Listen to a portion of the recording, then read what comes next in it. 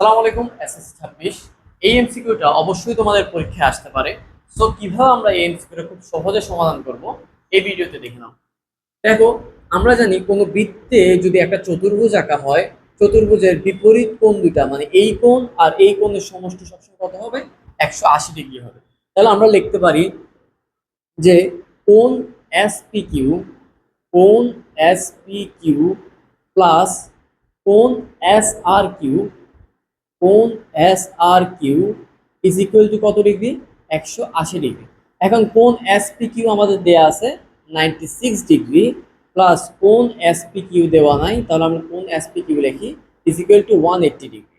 দেখো, 96 এর পাশে প্লাস না, ওই পাশে গেলে কি হয়ে যাবে?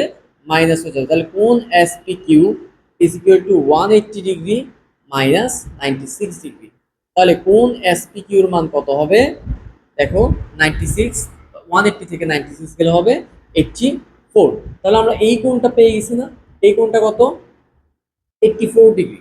এখন এই এই এতটুকু জানি আমরা, এতটুকু কি এক সরল কোণ। তাহলে এটা যদি 84 হয় তাহলে এটা হবে কত?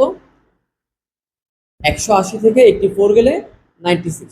অথবা এটা তোমরা আরো সহজে পারতে পারো যে এই কোণটা যদি 96 হয়, এই কোণটাও কত হবে? 96 হবে। তাহলে আমাদের এই কোণটা হবে মানে কোণ আর কিউ টি হবে, কোণ আর কিউ টি হবে, আর কিউ টি কত হবে? 180 থেকে জাস্ট আমরা কি বাদ দিব? 96 বাদ দিব আর 20 বাদ দিব, কারণ 100 ত্রিভুজের তিন কোণের সমষ্টি কত ডিগ্রি? 180 ডিগ্রি। 180 ডিগ্রি থেকে এই দুইটা কোণ বাদ গেলে এই তৃতীয় কোণটা থেকে যাবে। তাহলে 180 মাইনাস 90 অ্যান্ড 20, 110 অ্যান্ড 116। তাহলে 180 থেকে 116 গেলে কত হবে? 64 ডিগ্রি। এটাই তোমাদের এই এমসিকিউটার সমাধান। এরকম শুধু এমসিকিউতে না, এসকিউতেও আসতে পারে, তোমাদের শর্ট কোশ্চেনও আসতে পারে।